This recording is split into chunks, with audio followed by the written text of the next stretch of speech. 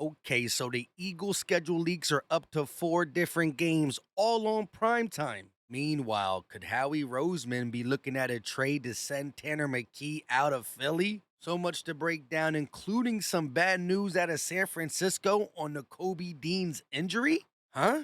And Pro Football Focus names the Eagles 2025 breakout candidate. It might just surprise you. What is going on, everybody? I go by Philly Mike, and this is the Philly Talk Podcast. If you rock with our Philadelphia Eagles, hit the like button, subscribe to the channel, and turn on that notification bell so you don't miss the videos. So it's official. Adam Schefter tweets today, countdown to kickoff. The NFL regular season will open up Thursday, September 4th, when the defending Super Bowl champion Philadelphia Eagles host the Dallas Cowboys. Quite frankly, they should be honored to be in attendance while a Super Bowl banner is being raised because they haven't seen one in over 30 years. It's been a long time since the Eagles faced the Dallas Cowboys in Week 1. The last time that happened was in the year 2000. Think about this. Since the last time we met in Week 1, the Eagles have 17 playoff appearances, 8 conference championship games, 4 Super Bowl games, and 2 Super Bowl wins. Meanwhile, in that same span, the Dallas Cowboys only have 10 playoff appearances. That's it. No conference games, and of course, no Super Bowls. But back to the Week 1 matchup. I absolutely can't wait. Cowboy fans on social media really believe the trade for George Pickens made them that much closer to the Eagles offensively, although they're absolutely not. Even if that was the case, they're forgetting the other side of the ball. Who are they going to have? Guard A.J. Brown or Devontae Smith. But before that, you got to find a way to slow down 2K say, which is going to be impossible. On that note, I'm going to need Cowboy Nation to keep the same energy. When we beat you Week 1, I don't want to hear, oh, we got a new coach. Dak Prescott's just coming back off an injury. Y'all were a better team. Y'all was supposed to beat us. It's only Week 1. We need time to gel, blah, blah, blah, blah, blah. Don't switch up because for the last 2 days, all you've been talking about is how you were going to ruin the Philadelphia Eagles season Week 1 by coming into our house and beating us. You must be crazy. As for the other games that were leaked, we got a couple of them. Adam Schefter tweets confirmed Eagles at Commanders, which would be Week 16, and depending how the season goes for both teams, that game could be important. As of now, that's all we got. 4 league games. We'll find out the rest of them tomorrow, Wednesday, May 14th at 8 p.m. I'll be live to go over the whole schedule. But with the Cowboys being the Week 1 opponent for the Eagles, let's go back down memory lane when Micah Parsons said something absolutely insane, like their fan base does all the time. We made them earn it, and you take away we really take away the scoreboard. It was about five plays that decided this game. And you hate to say that because it's a lot of football, but you know the 2 deep shots to Devontae Smith and the one to A.J. Brown, and then also Devontae on that slant. You know, for the most part, we're making them earn it. 3 yards, 2 yards, 4th and 1s, which is good football for when you're playing a team like the Eagles. But I ain't even gonna lie, I can't wait to hear that excuse again. Switching gears to some NFL news that happened over the weekend that could affect the Eagles. New Orleans Saints quarterback Derek Carr decides to retire.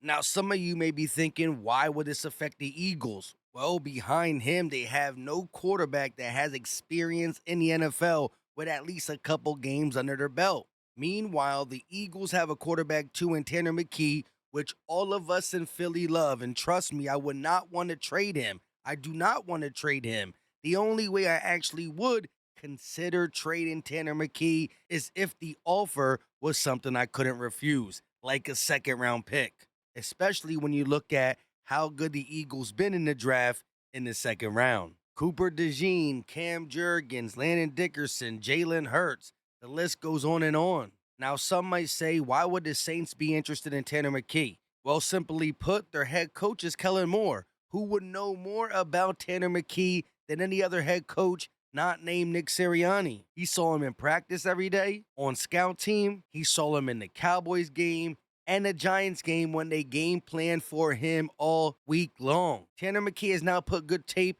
in the preseason, the regular season as a backup, and as a starter for one game. Now, granted, it is a very small sample size, but when people are desperate for quarterbacks in the National Football League, they do crazy things. We got a first round pick from the Vikings for Sam Bradford.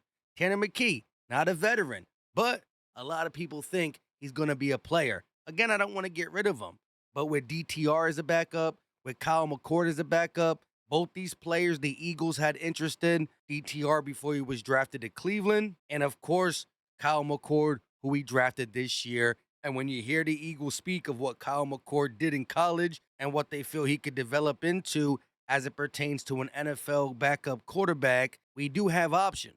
And let me repeat myself, I would only trade Tanner McKee if it was worthwhile. I'm talking a second round pick or maybe an early third round pick. Call me crazy, but I'm not taking a late third, a fourth, a fifth. We're not doing that because Tanner McKee, I believe, got some swag to him.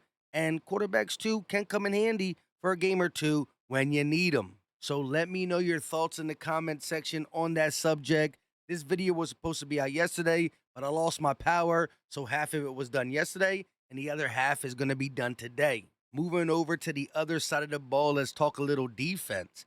Ed Cratch tweeted, news out of San Francisco not encouraging when it comes to Nakobe Dean's rehab. Now, when I first saw this, I was worried. Y'all were tagging me in it. Go follow your boy on X at Philly_Mike25.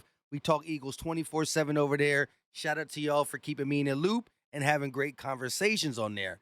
Anyways, he continued by saying sombering news came from the San Francisco Bay Area on Friday when the 49ers released promising edge rusher slash outside linebacker Drake Jackson, who failed a physical. How that relates to the Eagles is Jackson suffered a torn left patellar tendon in week 8 of 2023 season, and his rehab has not gone well. So the whole article is based on the San Francisco linebacker Drake Jackson not being able to rehab from the same injury as Nakobe Dean. And if it didn't work for him, it might not be good for Nakobe Dean, which I understand the caution it brings, but everybody heals different. Everybody's rehab is different. Even though the injuries are same, they're not exactly similar. It could be a little less, it could be a little more. Everything is different. So we're definitely going to have to monitor Nakobe Dean, but this don't mean he can't come back. We've seen others come back from big things like this and be the same player. So we definitely are rooting for Nakobe Dean, a guy who isn't just a baller on the field, but an absolute leader in the locker room. A lot of people followed him. Staying with the defensive side, Word on the Birds tweeted, PFF lists Sidney Brown as the top breakout candidate for the Eagles in 2025. They continue to say Brown will have some competition for a starting role after the team drafted Andrew McKee in the second round of this year's draft, but Brown, a 2023 third-round pick, has seniority and experience in the NFL and in Vic Fangio's defense, which should give him the upper hand. Brown took on a starting role as a rookie before suffering an injury, which led to just one start in 2024, coming in Week 18 when he posted a 92.0 overall grade and a 90.4 coverage grade, which again was against the Giants, but they did have their starters in, and he did cover well except for one or two missed tackles, which if you talk about a knock in his game, it's the fact that he's playing at 100 miles per hour 24/7, too aggressive, and sometimes misses tackles. But I've seen a lot of good from Sidney Brown going back to his rookie year and at the end of the 2024 season. I think that the coaching staff does believe in Sidney Brown and his ability to play the big nickel, drop into the box, play a tight end, or a bigger wide receiver if need be. And he's definitely going to get an opportunity to start in 2024 alongside Reed Blankenship. But for as much as the coaching staff likes him, they did bring in Andrew McKee in the second round.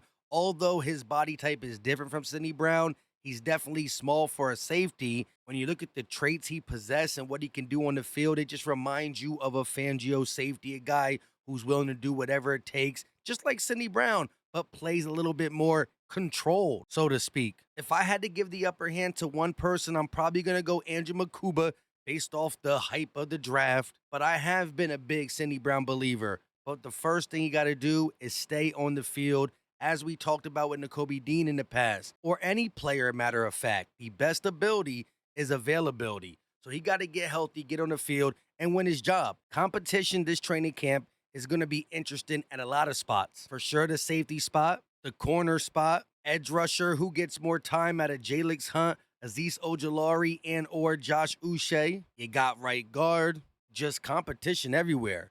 Nobody's going to be given the job. Iron sharpens iron. Training camp is going to be interested. You want it? Go earn it. This is the type of culture we built for years now. Plus, it's good for next man up too. If you've been battling, if the battle's been close all off season, whoever gets a job, cool. But if another guy got to come in and fill in for a game or two for the rest of the season, these guys are ready. With all that being said, I go by Philly Mike. This is the Philly Talk Podcast. Like the video, subscribe to the channel, turn on the notification bell. Let me know your thoughts in the comment section. I absolutely love hearing from y'all. If you got nothing to say, drop the muscle emoji for Philly Strong, and I'll catch you on the next video. We out.